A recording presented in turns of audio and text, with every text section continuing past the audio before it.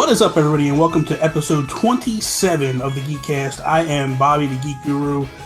Pretty much what this is it's a weekly podcast that we do where we talk about video games and other geeky type culture type things when I'm allowed to, obviously.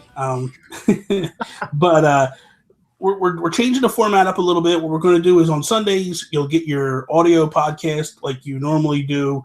SoundCloud, Stitcher, iTunes, all that stuff. And then beginning on Monday, we're going to do breakouts of the video portion of it where Monday will probably be like the Geek Outs and what we're playing. Tuesday will be a topic. Wednesday will be a topic. Thursday, if we have a topic, at that point, it'll be a topic. If not, it'll probably be held off until Friday where we will do the entire video portion so you can watch that all at one shot. It's just something new we're trying out for a week or two to see how it all works out, and hopefully you guys like this new format that we take on. I am joined by my good friend from the UK, from England, Toby. What is up, buddy? I'm cold, Bobby. That's why I'm in my dressing gown. Because, look, I need sympathy because our boiler has broke, so there's no heating in the house, no hot water. So I'm sitting here in my dressing gown. There's no hot water either? No, well, I can put on the electric, emergency for the hot water. But anyway. And you know what? Episode 27 of the Geek Cast, I'm going to be 27 this week. Oh, wow. Look at that. My birthday. How weird is that? On what day? What day? On Wednesday, I think. The 27th. You don't even on the 27th episode, you talk about turning 27 on the 27th. Yeah. Oh my God! I didn't even think about that. Oh my God! Hopefully that becomes good. Wow. Probably not, but we'll see. Before we dive into all this, can I just tell you what kind of an idiot you are? Seriously. What do you mean? Like, seriously, you allow your landlord to not give you heat until Monday when it went bad on Wednesday. It was actually Thursday, not Wednesday. Okay, regardless. Okay, I missed it by a day. The thing is, right? Thursday night it went off, right? So I thought I can't ring her until Friday morning. Yeah. So I rang her Friday morning, and she said, "Ring up the gas man who does your boiler checks and everything, and get it sorted out." Because she said you can't go without heat. So I said, "All right." So I rang up the gas man. He was out, so I had to leave a message. Later that day, I got a message back saying that we're completely swamped because it's really cold. Everyone's boilers are breaking. We can't make it today. We can't make it at the weekend because we are going away on like a holiday or something. Oh, you see. And then they'll be back Monday morning. So they're going to come around at like 10 o'clock Monday morning. You're nuts. Grow a set of cojones, buddy. Seriously. Look, I would raise hell. I'm not as okay. Listen.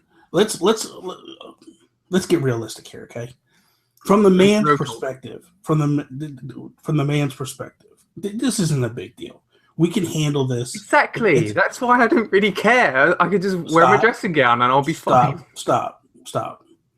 The problem is that you have a wife. Yes. And the problem is that women, you have to figure out, is it worse to be cold or is it worse to be cold and listen to your wife screaming at you every 2 minutes and complaining that she's cold? I would rather build a fire in the living room than have to listen to Tony complain every 5 seconds about how cold. You'd rather set fire to your house. It's madness. It is. I would rather be cold by myself than be cold with a woman screaming at me that she's cold. So yeah. I mean, I get that, but the thing is, but not only that, like, it's your wife. You're supposed to be the man. And you know what's worse is that Karina has got a cold as well since yesterday. So it's not only is it cold, she's caught a cold, and she's like sniffling, and I'm like, just wrap up, put the little plug-in electric heater on, and sit by that. Oh, that's ridiculous. I'm a mean man, aren't I? Next week when you get divorced, don't ask why. Oh dear. Okay, so let's kick it off like we do every episode with our Geek Outs. And Toby, what are you geeking out about this week? All right. So this morning, I log onto my computer, log into YouTube, and the first thing I see is a Nintendo Minute, which is on the Nintendo YouTube channel. And basically, they do little videos showing off games that are coming out. These two idiots, basically, this man and this woman, they waffle on, they show off gameplay, but they don't play the game properly. Yeah. But the thing is, this video, they were showing off Twilight Princess HD. Yeah. So all we've seen of that game so far is a little bit of trailer footage from a Nintendo Direct.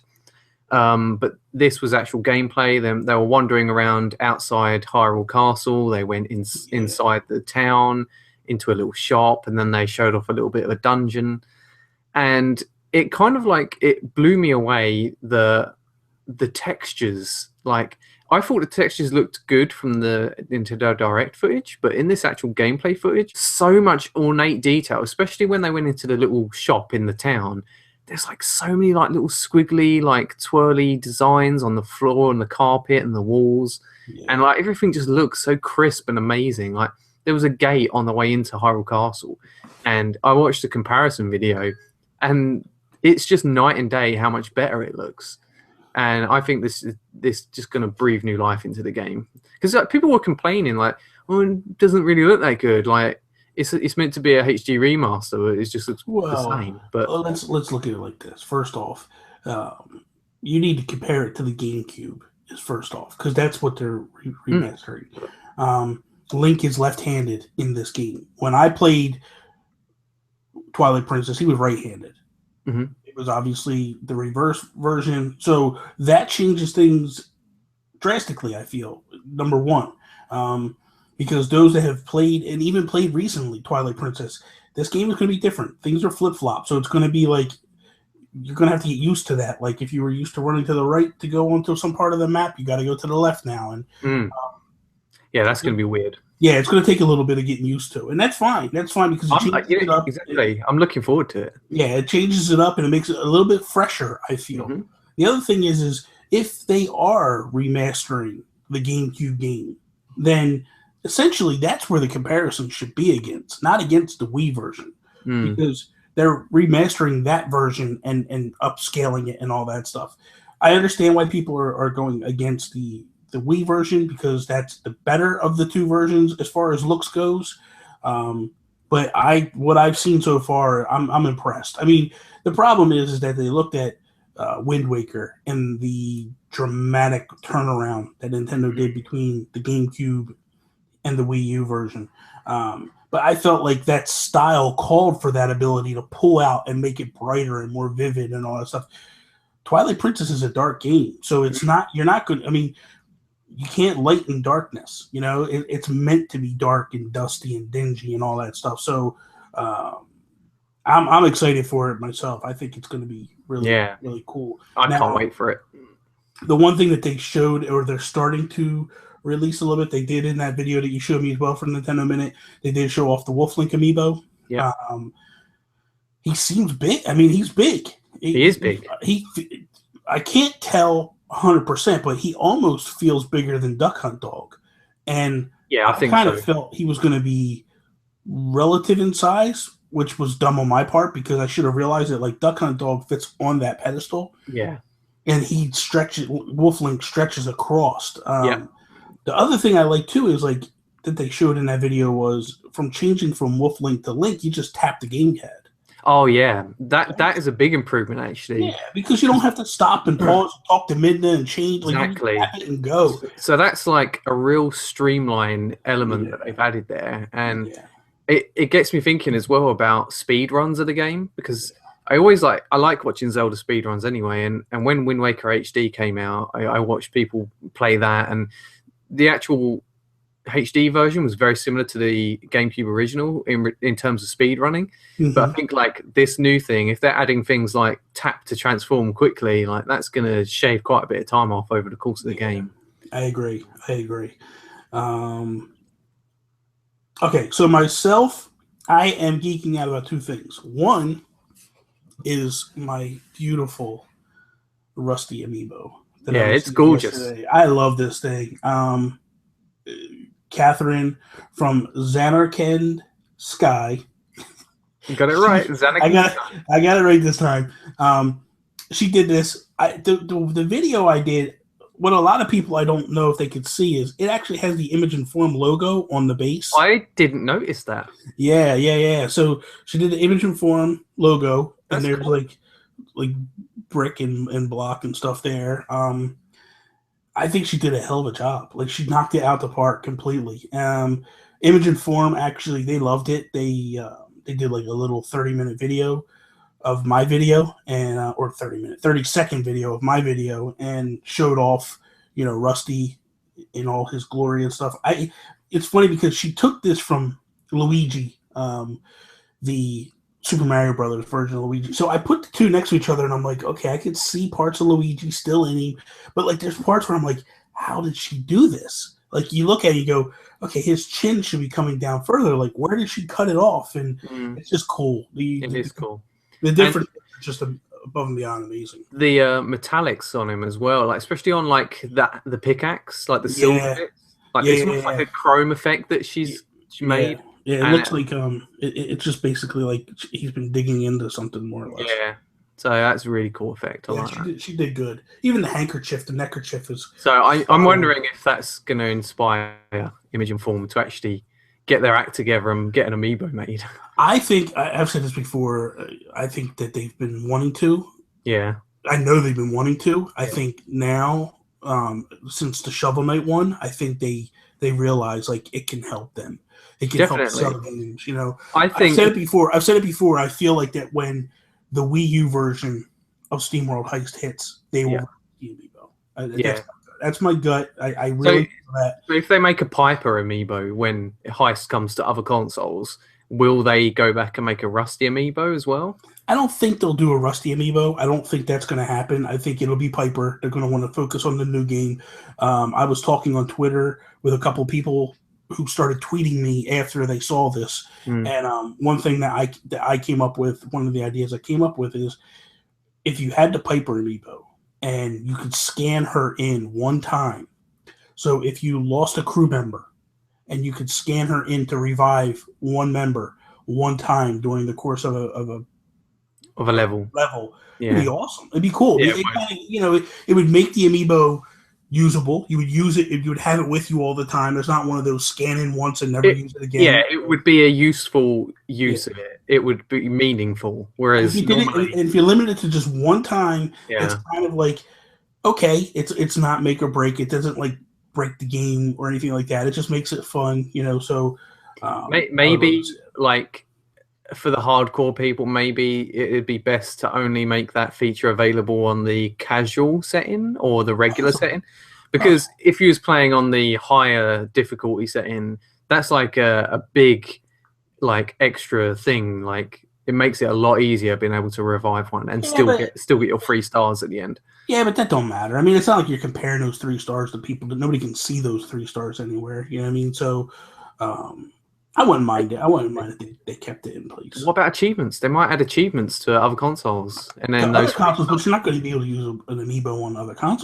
That's true. Actually, because Wii U doesn't have achievements, does it? No. So that's what I'm saying. It wouldn't matter. The other thing I'm geeking out about real quick. Tomorrow, you won't see it tomorrow, obviously, to people, but Toby and I and Alan will be interviewing Evilos tomorrow. So I'm really hyped up about that because I'm a fan of Evilos. I'm a fan of customs, and this is kind of cool to get in and kind of pick his brain and talk to him about a lot of things, and it'll be a lot of fun. So yeah, it's gonna be cool. I'm looking forward to that. And so okay, now let's move on to what we're playing, Toby.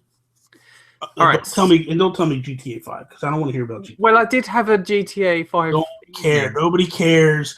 We've been doing the podcast for a half a year now, and for a half a year, that's all you talk about is GTA. We're done with GTA. Yeah, but I was doing something different. It's amazing how GTA Online just keeps giving us new things to do. And it's like they've supported Grand Theft Auto Online for a long time now.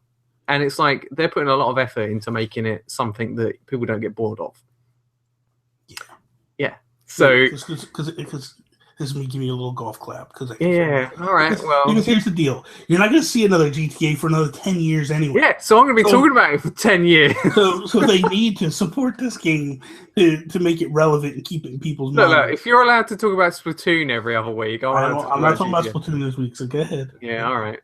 Anyway, so I had that evening, but I also this morning I played a few hours of Assassin's Creed Syndicate. I know it's another old game, but that's fine. But I'm still playing it. It's new for you because you haven't been playing anything other than GTA. So how are you getting along with that? And it's funny because I haven't played it in a while, and it is a gorgeous game. And just going around London is fun, running on the rooftops and stuff. And I played a few missions, and I played two main missions. The first mission was you were Evie, and basically you were on the back of an open carriage, and Jacob, your brother, is driving the carriage, and these enemies are coming after you in their carriages, and they're shooting guns at you and jumping on and attacking you. And that mission was awful. It was not fun at all, right? Because you had to like auto lock on to enemies to shoot them, just tap triangle. There wasn't really much interaction going on, and it was janky. It just felt janky, so that wasn't fun. And at the end of that, I failed it the first time because it says we got to make our escape, and you jump off, and it wasn't clear where you're supposed to go at first. So I just ran off to try and get away, and then it just fouled me. But I didn't even realize I'd fouled. I thought maybe I'd completed it because the screen just went back to loading, and I was like, "What's going on?" But then it like restarted it, and it turns out I had to jump off a bridge at a specific part of the bridge. So I was like, "Yeah." But then the next mission was more fun, and it was you had to break into this mansion that belonged to Edward Kenway, which was the protagonist from Assassin's Creed Black Flag. Okay. And it was cool because it had a lot of like memorabilia items from his adventure. So there was lots of like things that he collected in that game that were dotted around this mansion. And one of these side objectives was to go around and look at all 7 of these things. So it was like cross swords and guns and a little model ship and everything. So that was like a little like memory lane sort of trip, and you had to like sneak around and kill the enemies and hide the bodies. Then you go into this room, and there was a little puzzle where there was like a piano, and you had to use your Templar senses to see like a puzzle on the like little invisible marking on the wall. And it told you what piano keys to press. Mm-hmm. So you press the keys, and it opened up like a floor, and then you go down into the basement, and there's like an object down there, and then you escape. So that mission was really fun. So it's kind of like strange how some of the missions in that game are just terrible. Some of them are fun. And it does have like janky moments. Like at times I was like, I'm having a lot of fun playing this, but then there's other times where you bash into walls and you accidentally climb stuff you're not supposed to, or you get too close to a guard and you feel like it wasn't your fault. Mm-hmm. It just feels janky, and it's like, I don't like this. So it is like a lot of people have like a love-hate relationship with Assassin's Creed. So, but there was this other thing I did as well that was cool, where in the menu you can find this thing called Secrets of London, and basically it shows you a screenshot of somewhere in London, and there's like a hidden object at the point where the photo was taken. So you've got to figure out by running along the rooftops where that photo was taken from, and then you find the little secret box, and it all adds up into like one big puzzle. So that was kind of interesting, trying to figure out where the photos were taken from. So you can like look at landmarks, like you might see a specific type of building in the distance, and then you have to like figure out what angle that photo was taken from, and then just go and find it. So. Do you go out at nights and run the rooftops of London to see if it matches the game to perfection? I wish I could, but I'm not that agile. I'm just curious how close to London apparently it's really close. And I was climbing this building, like a cathedral, and as far as I could tell, it was like completely accurate. Like I've seen comparison videos as well, and it's just amazing the amount of work that's gone into modeling London and like all these specific places. I was like, a game like this, like the budget of the artists alone must have been like insurmountable. Like AAA video games like this cost a lot of money to make, and you can tell they cost a lot of money because there's so much detail put into them.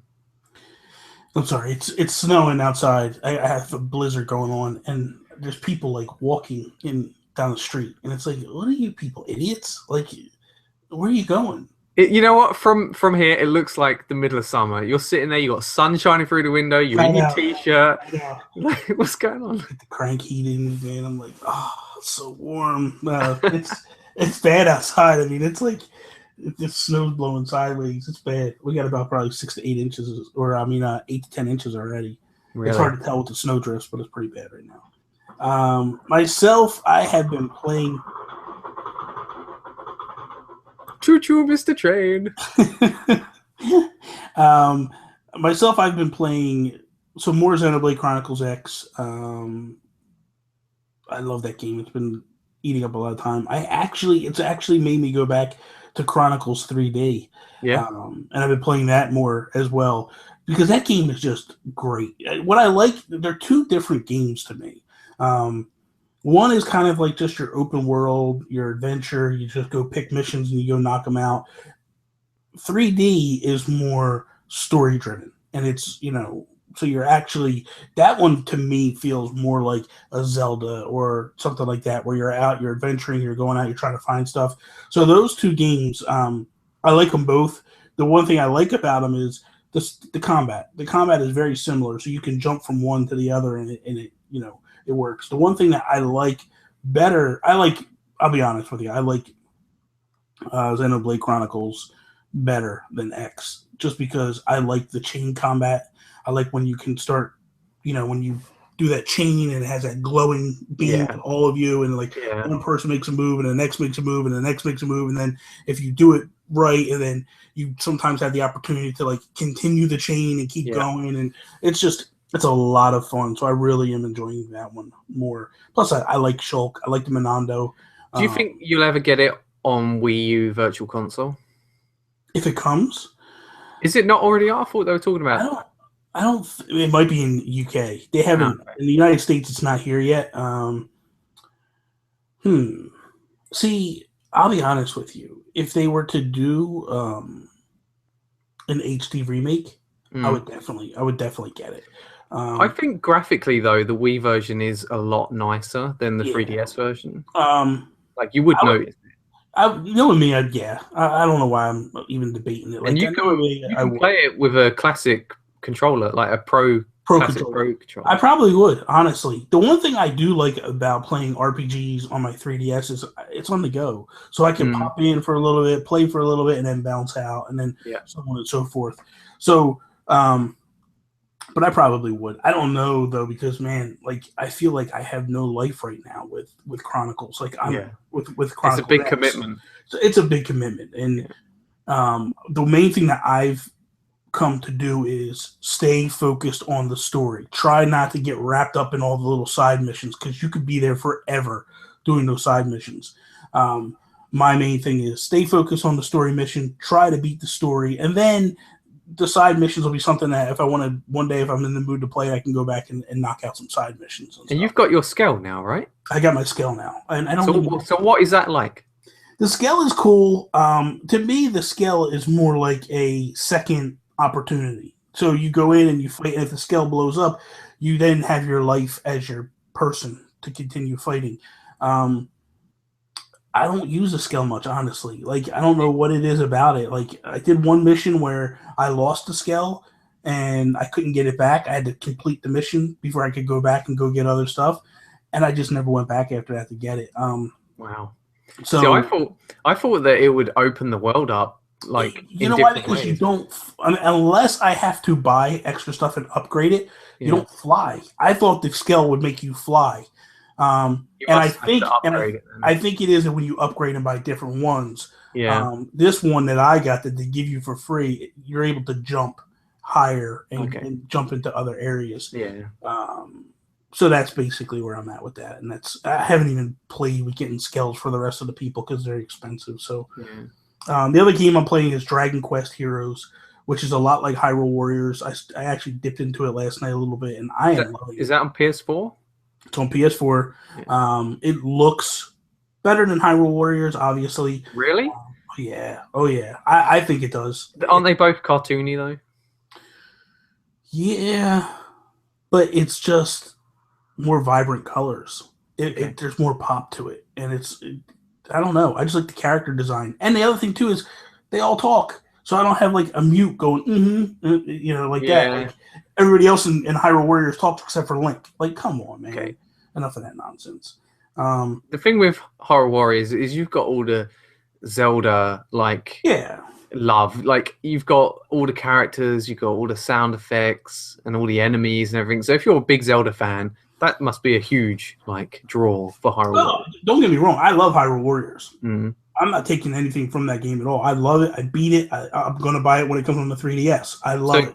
So do you prefer Horror Warriors or Dragon Quest Heroes? I haven't played enough to make a determination yet, honestly. Right now, I'm still learning the combat a little bit because the controls are different. So it's totally different. But looks-wise, yes, I do like the looks better. I do like the fact that, like, as you're playing, the speaker in your controller is talking to you. That's cool. And it's basically the other characters talking to you. So that part I like. You know what? I just thought of another game that I was playing this week. What's that? I played a little bit of Broken Sword 5, The Serpent's Curse. Have you ever played a Broken Sword game? No. Probably not, because it's PC mainly. But well, basically, yeah. Well, I don't know if there's any point talking really. But, I mean, it's good. I have only played it for about half hour to an hour, and it starts off very similar to the first Broken Sword game. You're in Paris, and there's a murder in an art gallery that you're at, and basically your main character, he works for an insurance company who's insuring the art gallery, the art exhibition, and this guy comes in wearing a bike helmet, and he shoots the gallery owner and steals a painting, and it's all about this painting. It's like a 1937 painting. It's supposedly linked to the devil and everything. And anyway, like there's a lot of mystery involved, and before the police get there, you've got a bit of time to try and figure out what happened, because it's in your best interest as an insurance company to not pay out, which is funny because, in the previous games, it was all about figuring out the story of the Knights Templar and stuff. And this is like, you are an insurance guy, basically.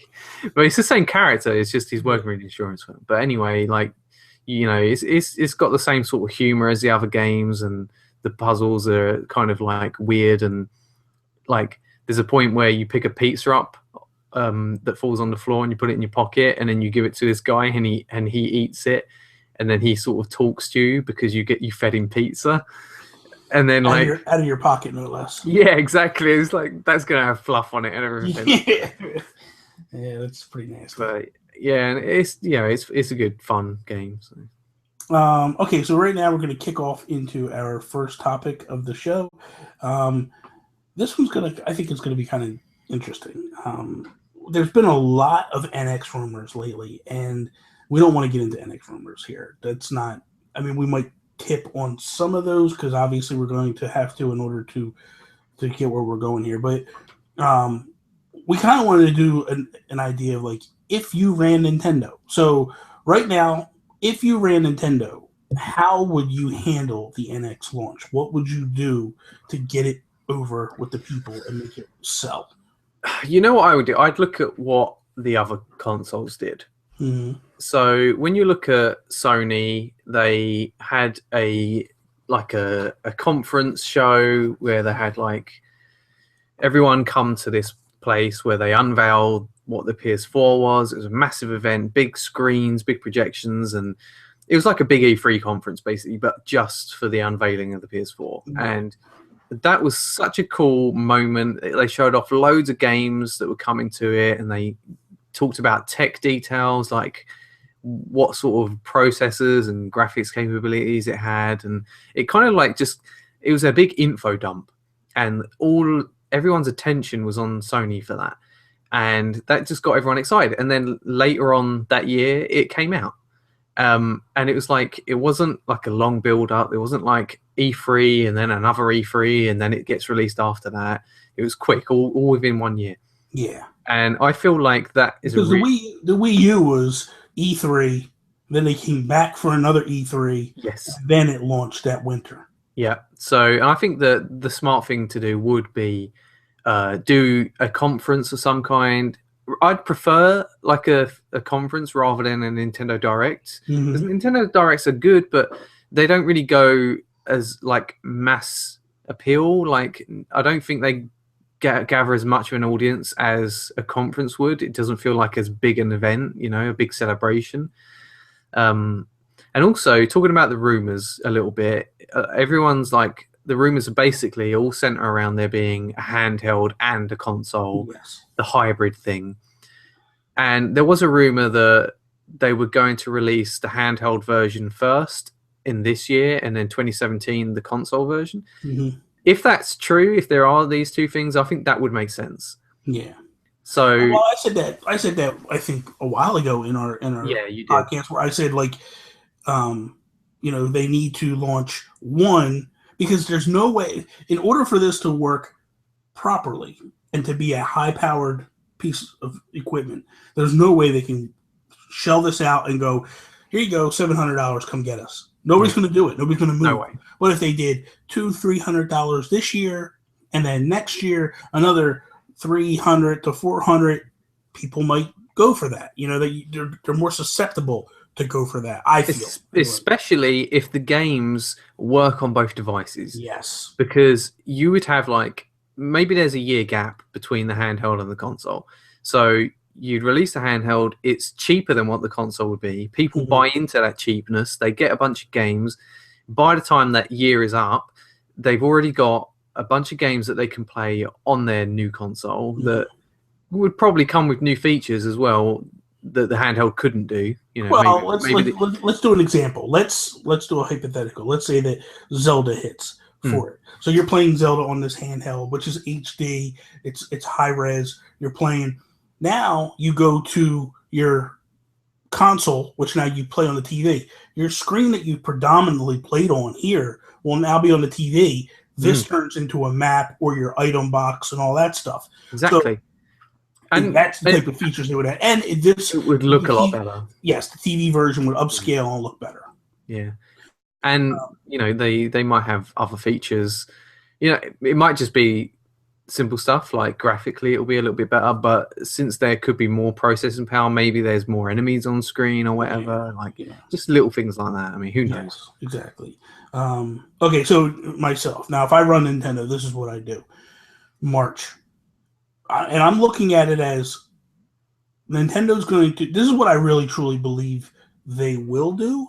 But I also think that if they don't do it, they're making a mistake and they need to do it. This is all on the assumption that the NX will hit this year in 2016.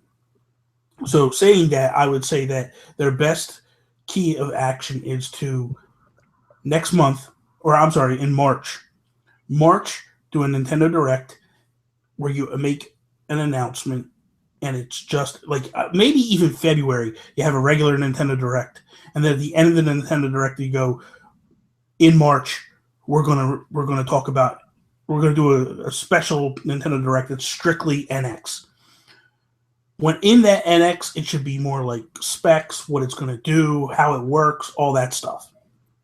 Then don't talk about nothing again until E3. E3, because they don't do conferences no more, you need to think that they're going to stick to that. And I think that if that's the case, you come with a digital event at E3 that is just NX games. But the question is, if you are running Nintendo, yes, no. But this is what I would do if I was running Nintendo. So you wouldn't choose to have a conference. You'd still go with Direct. No, because I feel like because here's the problem. I feel like that lag time. I watch Sony events. I watch Microsoft events.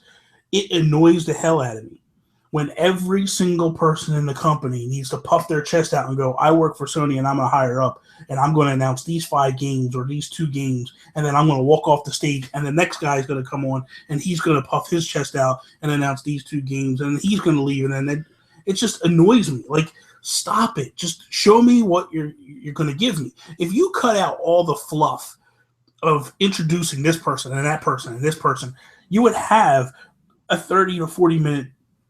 It's true. There is a lot of filler in these. I hate that stuff. Like, just show me the games. Show me what's coming. I feel like does it work that they have like this big pop, like people flip out when they see something? Yeah, that helps. It helps the hype. But now we're so accustomed to these Nintendo Directs and these digital events, I wouldn't deviate from them. Because this past year, the digital event didn't work. Why? Because they got a little wacky with their stuff and they had nothing new. They didn't have anything really good to show. But you look at the year before. Yeah, that was killer. People talked about it. Blew up, like completely exploded. Twitter was going like that's what we have now. We don't have because what I like about it is E3 is not for the fans. E3 is for the press and the media. It has nothing to do with fans at all. Fans don't go to these conferences. They're not allowed to sit in on these. I mean, they might be allowed to if they can get tickets somehow. But typically it's media. 90 to 95% are media people. It's a very small pocket that might actually be able to get there and get into the event. Like, you're not going. You know what I mean? Like, you're not going to fly. But, like, PAX, you can go to. You could fly. You can buy tickets, fly across, go. Gamescom, I can go to. I can buy tickets, fly to, you know. I mean, you can still go to E3 because they have the show floor where... Yeah, but you can't get into, like, the conferences and stuff like that. So that's all media. And the people that complain and cry about it the most that they went to a digital event are the media. That's all that cry about it. The fans, the real fans of Nintendo, love it because it's like, hey, they're talking to me. They're not talking to this guy sitting there in the front row, and then I gotta wait for him to relay the message to me. Nintendo cut out the middle. You can watch the conference live from your home anyway. Nowadays you can, yes, but at the same time, you got guys coming out that don't speak very good English. Like, I looked at Square's conference this year. Square's conference is basically what Nintendo's conference used to be. It was a lot of mistakes, a lot of errors, you got translations, guys don't speak English, so you got translators up there speaking for, like, Nintendo has basically streamlined it where they can do one video, they can simulcast it to everybody at once, and everybody can watch the same message, and everybody loves it. That's a good word. It's a simulcast. Basically what it does, it goes to Japan, it goes to Europe, it goes to us all at the same time. Everybody watches it at the same time, and we all enjoy it, you know, and it's a good thing where the dubbing, they just lower the voice of the guy speaking Japanese in the back, and they dub it over top, and it sounds better. Not only that, the editing is better. They can do stuff. They can take you places that they didn't normally take you. Like that year that they did the digital event, and they revealed Yoshi's Woolly World, and they take the guys into the fabric store, and they're sitting there and they're talking about Yoshi's Woolly World and all the designs and all that stuff. Like, that was cool to me. I was like, I'm cool with that. You can't do that on a conference floor. You can show a video package, you know, but I don't feel like nobody can tell me that what Sony does and what Microsoft does at E3 is better than what Nintendo does. It's the same message. It's just cutting out the fluff. I don't have to wait to walk out. So for me at E3, they hit with the games, and that's all they show. They need to come hard with the games and go, these are our launch games. If I'm running Nintendo, I'm coming with Zelda. I'm going to tell people that it's going to be on the Wii U. It's going to be on NX. Bottom line. At E3, I think they dropped the code name NX. They come with their name of their system. I think that's when they let people know what the name is. They need to come with a strong name. I think they need to go back to Nintendo. I think they need to, if I'm running it, I'm going to call it like, you know, can't really do Ultra Nintendo, but how they went Super Nintendo, you know, something along those lines. Like, it needs to be something Nintendo. Or something NES, you know, just they need to go back to the roots of the system to let people know, like, this is Nintendo. We're back to the hardcore. We're going to cater to the hardcore fans. We're coming with games and all that stuff. And I think that's why they need to come with the games. But they need to come with Zelda. They need to announce or show Metroid. They need to, I think they're probably going to push Star Fox off. I think it's a strong possibility. Do you think? I think if they delayed Star Fox one more time, I think we don't see it till NX. That's my gut. I think Mario Maker moves on to NX, just a transfer. I think they have a Splatoon, or they talk about a Splatoon, or they move the Splatoon we currently have over to NX. But I think you're going to have a handful of games that they're going to come with, and then they're going to talk Galaxy 3. But Galaxy 3 will be, I don't think it'll hit the system when it launches, probably be in the first 6 months. But I think they're going to talk about third party. Then November, they need to launch. And I think, like you said, it needs to be a short process. It can't be like, hey, here it is at E3, but it's not coming out until 2017, fall of 2017. Like, they need to be set up to come out guns blazing and go after the competition. Yeah, definitely. So, you have anything else on that, or? I don't think so. I mean, were there any other rumors that you'd want to talk about? Or I don't really care about the rumors per se. The only rumors that I'm hearing right now are the rumors that interest me right now are when it launches, when they announce it. That's the only rumor. Because you know what? It's getting to the point now where all the rumors are starting to contradict each other. Yeah. And nobody knows what can make heads or tails of it. And I said to you the other day, like, I would love to be Reggie or Bill Trinan or Mr. Miyamoto and just sitting there laughing at people, going like, really? That's what you think we're doing? Because it's so across the board. I'll tell you what, if it's not a hybrid device, people are going to freak out. People are going to lose their minds. I think it's definitely going to be a hybrid device, but I think that like they're leaving discs, they're going strictly digital, like things like that. Those type of rumors, like I think that's where they're laughing and going like, if they're going to continue to make discs or whatever, they're probably sitting there like, what? Where are you getting this from? I do believe they're leaving discs. Like Allan talked about it with the flash devices and stuff. Like I think that's the way they're going. I think the one that I've heard that I just look at and go, what? Is they're going strictly digital, like 100% digital. There was that interesting thing about it, NX working with PC and other consoles. And I watched GameScoop this morning, and they was Jared Petty on this was talking about I think it was him. Anyway, he was talking about what it could be is like, instead of like they'll have a dedicated console that plays the games, but as well they might have like a cloud streaming service, and you can access that on PCs and other consoles. So you can like stream your games through a PS4, which would be weird, but you'd pay like a subscription fee or whatever. So that would be a really, like, instead of like Nintendo, everyone wants Nintendo to go third party and have their games on PS4 and Xbox. It'd be a step towards that, but Nintendo would still have the control. Yeah, but I think too, like if they did that, that's kind of like people just turn around then going, well, why do I need a Nintendo console? I don't know. I mean, you'd still be paying Nintendo for that service, and all the money would go to them, I guess. I mean, I guess if there was an app on the PS4, you'd be paying Sony a little bit, but it was an interesting idea anyway. It'll be interesting. It's going to be. I think it'll all shake out later on. We'll see.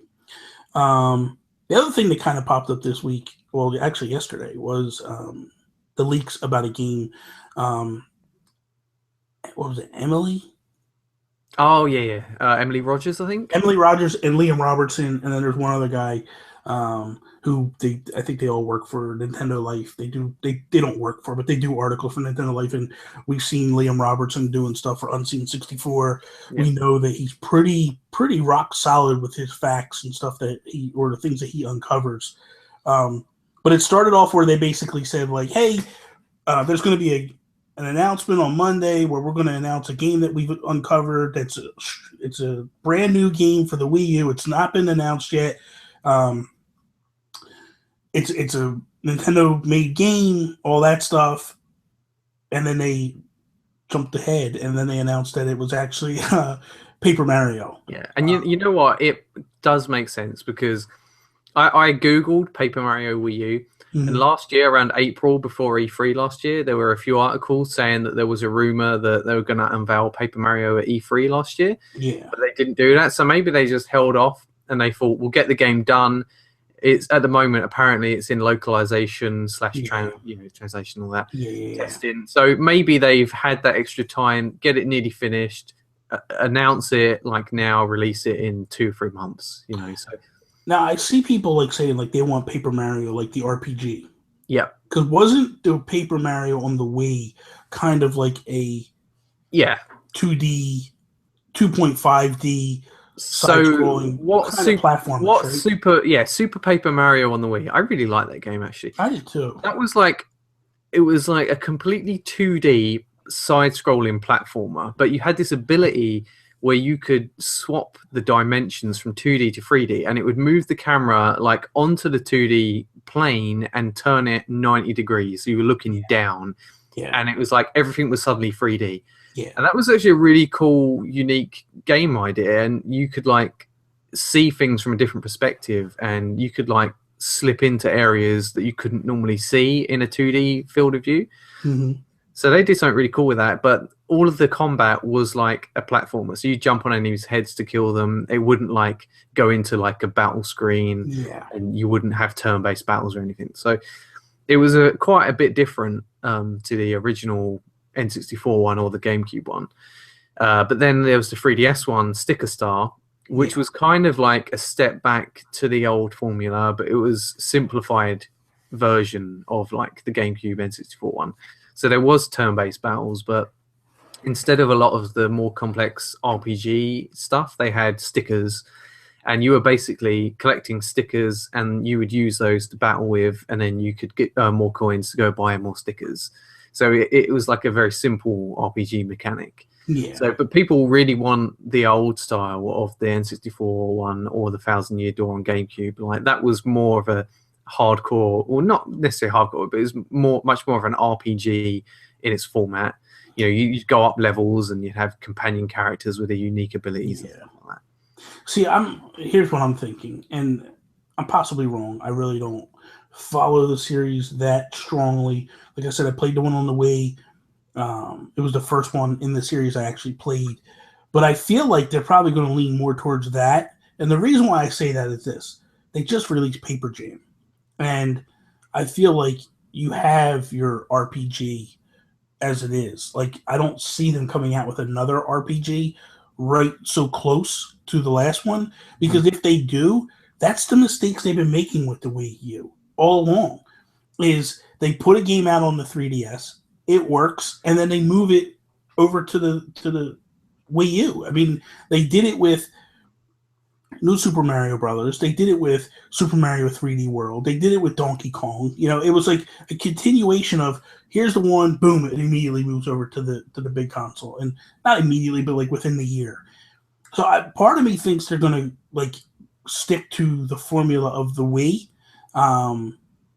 I could be wrong, and I probably am wrong, honestly, but that's just what my gut is saying. Like, as it all started to unfold and I started to hear stuff about it, that's what I kind of thought. I kind of thought, like, I don't see them putting out 2 RPGs right away, but I could be wrong. I'd be happy either way if it was more of a traditional RPG, or if they had some crazy mechanic with the gamepad.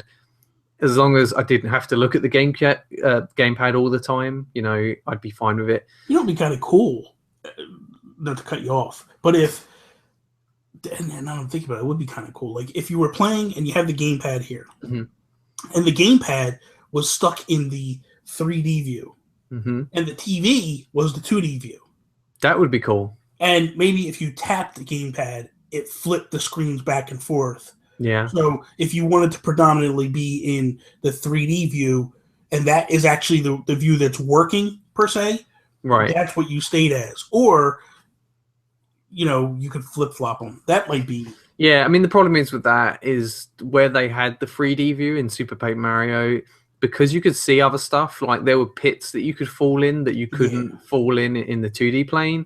And stuff like that, so you'd have issues with them running at the same time. Well, what I mean is like whatever is happening on the TV is that's what's going on. But you could also look down to see, because there was always secrets and stuff. So not always, but there were secrets on the other. I mean, that's just something you could.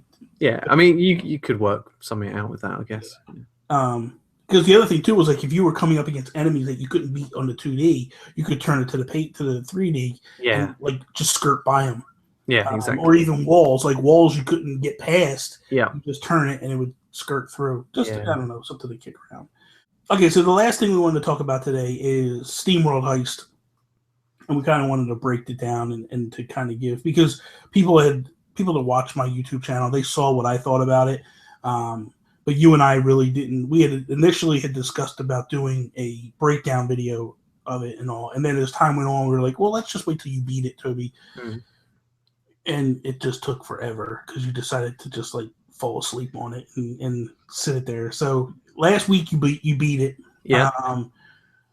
So at this point, I just want to say, like, we're not going to hold back on anything we say. So if you haven't seen or played this game, or you want to remain spoiler free, like, I don't know what spoilers we're going to hit on storyline wise or anything like that, but we're going to discuss bosses and things like that and different things. So as of now, like, shut it down. Come back later at this point. Like, if you don't want to know anything, like, we're going to, like, seriously, we're going to go spoiler free, or we're not going to go full spoilers and just lay it all out there for you. So I'll give you a couple seconds to shut off, and in a couple of seconds we're going to go live. And yeah, now at this point on, if you're listening and you don't want to know anything, it's on you. So okay, what was your take from the game? What was, when you first started up and all that stuff, like, what was your thinking in playing? Well, all right, so when I first started playing it, because I went into it sort of getting the idea of what it was, but I've never actually played a 2D turn-based shooter before. It was like a new genre, really, for me. Yeah.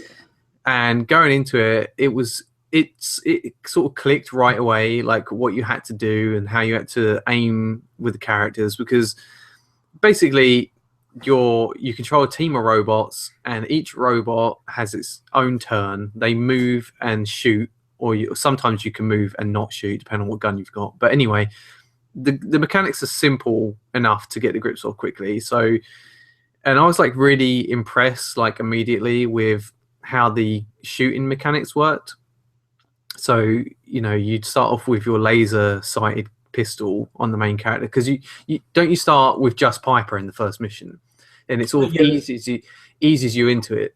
Mm-hmm. So you learn how to shoot with one character, and it was really clever the way they had that laser sight on a gun, because it was like, this is how bullets bounce around the environment, because they can ricochet off walls. Yes.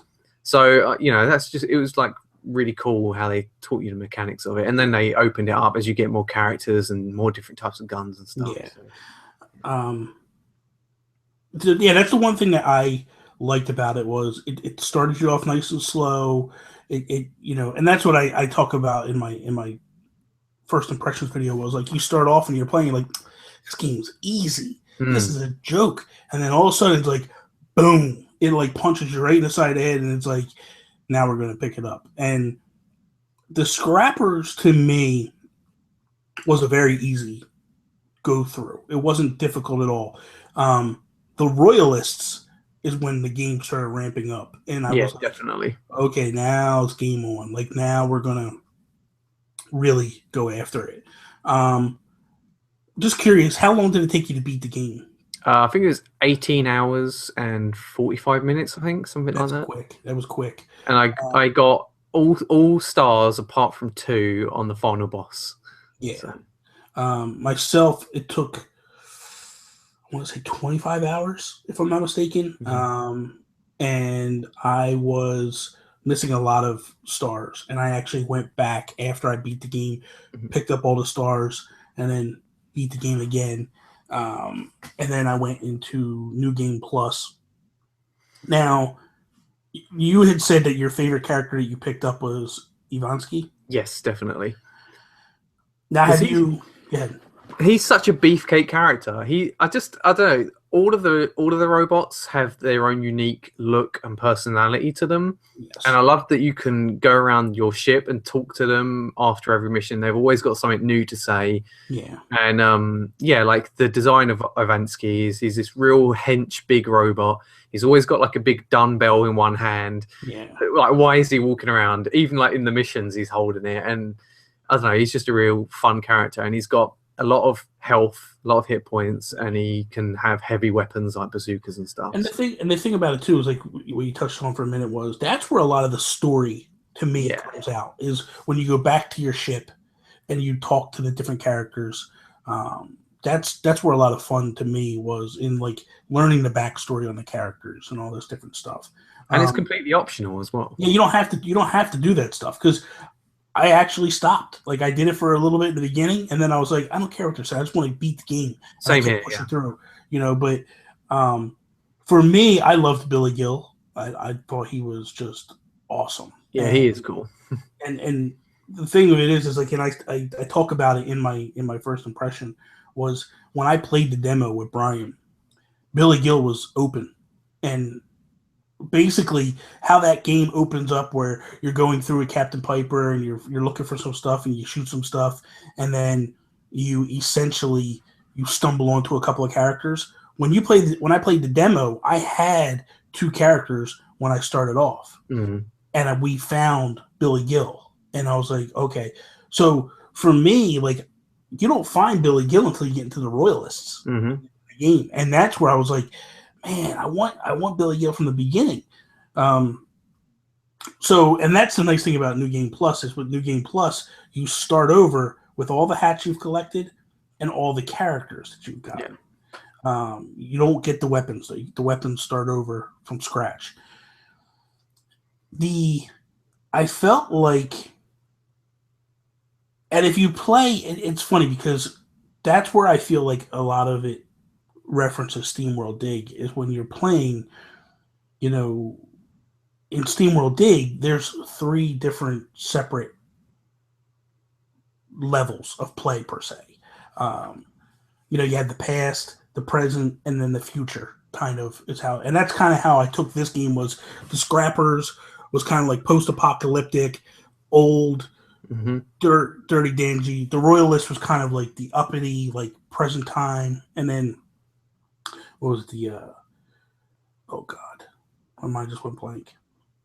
The alien type things. Yeah, the alien, but it's Vectrix. That's it. Yeah. Yeah, and so when you get to those guys and they're the aliens, they're shooting lasers at you and all that stuff, and it's like, oh my god, these guys are just.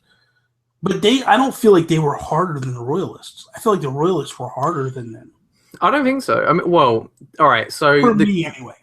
The captain characters from the Royalists, the guys that were insanely good at trick shots, and they would shoot a bullet and it would just bounce all over the place for an hour. And it would always hit you, no matter where you were. And you're like, how are you doing this? Yeah. But yeah, it's such a. Because when I fought the Queen.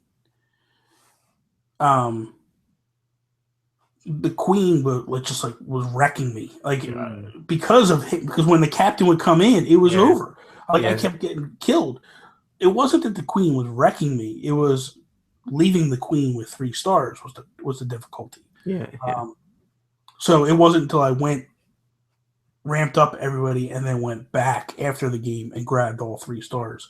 But for me, the captain was he was a beast, man. It was like, come on, dude. And then that big gorilla-looking dude with the knife. I mean, he was intimidating, but he was so slow that if you kept your distance, it was... Yeah, you just had to try to keep your distance from him and stuff. But the problem was when he hit you, ooh. You could use Ivansky's skill, though, because each robot's got their own unique skill. And Ivansky's skill was he would become invulnerable for 1 turn. Yeah. But you could upgrade that so you could use it twice. Okay. So that was like... he was like my decoy at certain times in the boss fights, at least. Yeah. So he would draw because he draws fire from all the enemies when he's in that state. Yeah. So at that point, I used him to distract the big guy whilst I took out the Queen. Now, how were you with the hats? The hats, I wasn't like obsessive over them, but when I could get them, I would. Mhm. You know, and it would really annoy me when they shot my hats off, even though I don't think you don't You don't lose lose them, them. No, you don't lose but them. it's just annoying. You like you get your nice pretty hat shot off, and you're like, well, I want to go pick that up because I look I bald know. without I it. know. It was me. The one hat that I got that I liked was Cacao, from Zombie Vikings. I The thought that cat was, thing. it was Cacao's the crow. Oh, the crow. What's Yeah. the cat? Can you get the cat one as well? Can't The you? cat hat. Now that's what was cool. Okay, Mm. so the cat hat, and there was two other ones. I forget what the other ones were, but they were Steam World Ambassador hats. All So there right. was a competition that Image and Form did where you designed a hat, and they picked 3 winners, and those 3 winners were given the game for free. They were actually given 3 copies of the game for free, and then you kind of go into this Facebook group that's a private group that's only Steam World ambassadors. I know this because I was fortunate enough to become one. So you kind of get all the background information, and you have Brian and Julius talking to you privately, like as a group. They're releasing information before the game hits. Some stuff we were allowed to like share with people. Some stuff they were like, "Hey, please don't say nothing until this date." But that hat was designed by somebody, and that was like, it was kind of cool when I got it because I was like, I knew this hat, like I, you know what I mean? Because it was like I was involved because I was constantly every week like trying to win. I was like, I want to win this the ambassador. I want to get in there for this. And so speaking of the ambassador things, there was like when you complete the mission, like throughout the mission you collect in bits of treasure and stuff, and at the end you like open the treasure and you see what's inside. And sometimes you pick up items that were like rare artifacts, which were like everyday Earth objects, like from the past, like a toaster or an iron. And they had these really funny descriptions of like what they were. And like in the concept of the futuristic world, it was just hilarious reading those descriptions. So were some of those from Steam World Ambassadors? Yes. Yeah. They did a lot of stuff that was just like they had that. They had it was just a bunch of stuff. They had like write a little bit of a story, a background story on a character. The one that I particularly won was what is something that you would like to see Image and Form do in the future. And I had said that I wanted to see them get more involved in YouTube and start a YouTube show where they interviewed different people. And they actually did. It's called the Engine Room. That's a good series. Yeah, that's a very good series. And they actually, I believe,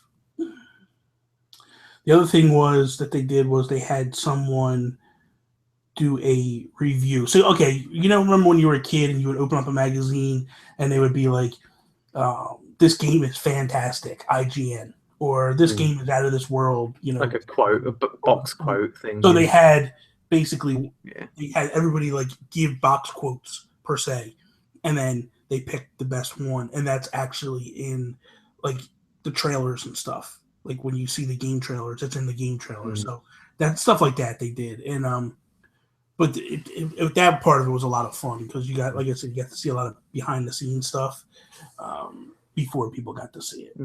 So now when you got to the final boss, you said that that was the only one you couldn't 3-star, or you didn't 3-star. Yeah. How hard did you find that boss to be? Well, I did it on my first try, so I can't say I found it too hard, but it was kind of like at first it seemed too easy. Like he has a lot of health, but the idea of, because you have to shoot him in the little, there's like a little red light thing on the back of him, because it's like this circular thing and he spins round, and so the concept of that is pretty easy. As long as you have your characters sort of spread out around the room, you're always going to have a vantage point to shoot this thing. But then as the fight goes on, more and more doors open and more enemies start coming in, and he starts putting up shields, and there's like the little orbs that if you're close to the orb, you're in a shield, like a force field, and you have to destroy the orb. So there was like a few points where I think like throughout the fight, he does it for like 4 or 5 times, like more and more of these shields just keeps appearing. And at that point, like I was like, oh my god, like I don't know if I'm going to make it through this because not only are you taking out enemies that just keep spawning, you've got to take out the shields and you've got to avoid all the fire from the enemies. Yeah. But it's like it was a good design, and I think that I played it. I think I completed it on regular. So it could be tougher, obviously, on a higher difficulty setting. But yeah, I mean, the only reason I got 2 out of 4 stars is because I had a robot shoot like a missile. But sometimes you get like a bonus where 2 bullets come out. And the first bullet like hit the target, and the second one dropped a little bit, and it rebounded, and then it landed on one of my other robots and blew them up. And then the turn after that, like I think I was trying to heal somebody, and I put them in a vulnerable position, not realizing there was a laser pointing at him, so he just got wiped out. Yeah. That's the one thing that's kind of tough about that game. Yeah. But overall, like I'm assuming you really like the game. I loved it. Well, it was my game of the year last year, so yeah. Myself, like I thought, like it was by above and beyond by far my game of the year for 3DS. Like it crushed everything that touched that console. I just thought it was the best game, and I've said this before. I think I said it during our Zombie Vikings first impressions that you and I did together. Like, I'm done calling these guys indie developers. Like, this game, to me, is on par with Codename Steam. It's on par with Fire Emblem game. Definitely. They can combat head-to-head with these guys. And to look at them like the poor little guy in the corner, like, no, them days are done. Like, these guys are really knocking it out of the park now. And this game improves to me that they can hang with the big dogs. And you got to give a shout out to the music as well by Steam World Giraffe. Yes. Yeah, that's what they're called, isn't it? That was cool too. Yeah, you know what? Yeah, Steam World or no, yeah. Steam Powered Giraffe. That's Steam it. Powered Giraffe. That's it. Yeah. What's cool about that was, and even Mark from the Work Whistle podcast, he says it all the time. Like, it's similar to like when you would go to the Milk Cafe in Link Between Worlds, and you would listen to old Zelda songs. Like, you could go to these different bars and you would see them playing, and it's funny because you'd go in and you could hear it, and then as you got closer, it got louder and louder and louder. And then they're sitting there and they're playing the guitar, and it's so cool. Like, that to me was just awesome. And I really like that. It is, and it's themed so well with the whole concept of that band and this game just go together perfectly. Yeah, absolutely. But again, I want to reiterate this. Like, I feel like the true stars of all this, I love Brian, I love Julius. They're both really good guys, all that stuff. But the team that do the work and make the games and do all this stuff, like those guys and girls, men and women, you got to tip your cap to them. Like, thank you for all the countless hours that you spend making a game like this. Like, it's a thankless job. Like, you don't really truly get thanked per se. And I feel like they're owed the world because they knocked it out the park. And it just gets me to the point, like, I'm so excited to see the HD versions of this. Like, I want to see, like, what they do when they get the more powerful games and stuff. It's funny because you play the 3DS version, and I think, like, man, do I really want to play a PS4 version or an Xbox version? Like, I don't know how they'll be because I'm so used to that map being on the bottom and seeing, like I know they'll put like a mini map on the screen, but it's just like, man, it was just nice to have that. And like the pre-loadout thing before each mission, like picking your characters, like weapons and equipment and stuff, that was really well handled on the bottom screen. So. Absolutely. Yeah. But okay, so anything else? I don't know. I mean, I could talk for ages about like. We just keep going, but yeah, this game I could. Yeah, I love this game. I really do. What was that mission? It was a royalist mission where there's these enemies that have got like oil guns or something, and they shoot oil like on the floor and on your road. And then they shoot a flame. And then there's a guy that comes out with a little grenade and just goes boom, and everything just explodes. And there was one mission where there was just like infinite amount of them just kept coming out of this room. Yeah, I struggled on that mission. I think I died twice on that mission. It was stuff. That's why I say the Royalists got hard because I wasn't paying attention, and I see like I see this thing squirt out, and I'm like, the heck was that? And then I see like Yeah. a drop fall down. I'm like, Yeah. what are you guys, idiots? And then the worst would be when I would light myself on fire. Yeah. Like I would shoot the ground thinking I could shoot through the ground, and I really wasn't like dummy.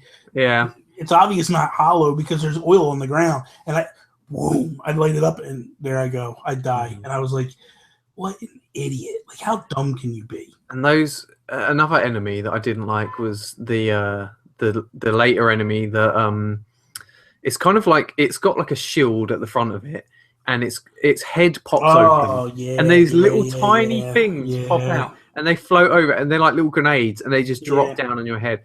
And you have to kill them, like shooting them in the back. And that's so annoying. I hated that stuff. Yeah, there were some enemies that when I was playing, I was like, F you. Yeah. Like, I was just like, really? You're making me, because I'm not, I mean, I was kind of like just trying to beat the game. So I took upon it, like, just get out of the mission. Get out of the mission and move on to the next mission. That was my main objective when I played. So I wasn't like trying to 3-star everything. It wasn't until I got later on in the game when I needed like a lot more stars to advance into a certain section that I would actually start going back and 3-starring it. So like a lot of times I would just like get through by the skin of my teeth, and I was like, whew, okay, move on to the next one. So here's a question, right? Do you think they're going to add any DLC to it? Or they've already said they are. They are, they already said right. Because I was going to say, because I noticed, like, I don't know if this would be incorporated or not, but I noticed a lot of the like ships that you visit have like locked doors. Yeah, and they obviously go somewhere, but you can't. There's no way you can get through it. So there's one, and you know, there was one that I went to that was kind of like a store, and it had like you could see there was a room to the side, but the doors were red and you couldn't get through. And it was like, that's strange. Yeah, it is strange. But I did like some of the callbacks to Steam World Dig in it. Like when you go and you find one of the guys. I can't remember which guy it is, but there's like these tubes of people.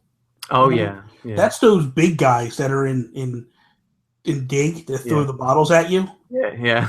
So it's like that type of stuff was like, oh, that is so cool. Like that's where I would get ramped up and get like, oh, I love this. And then when you get Rusty's hat, that's just yeah. Or no. I'm sorry. Isn't it Uncle Joe's hat? It's called. Is it? Yeah, I don't know. I think it's called Uncle Joe's hat or something like that. Or are you sure you don't get Rusty's hat as well? No, maybe you do, but I didn't. I don't. I'm sure you probably do somewhere along the line. But I think it was called Uncle Joe's hat or something like that. Like just little things like that. Like it was just like, oh, that's so awesome. I know there's more Easter eggs in there that I probably missed, but I liked it. Like there was a Dalek, wasn't there? Like a silhouette of a Dalek. Yeah, that was cool. Yeah. That was cool. Yeah. That's Doctor Who. So, all right. So let's wrap it up. That is all. Thank you guys for watching. If you watched this all, like I said, we're going to break it out and all that stuff. So watch it on YouTube. If you listen to it all in one shot on iTunes, SoundCloud, and Stitcher, we fully appreciate that. You can follow Toby 2 ways. Instagram, amiibo_workshop.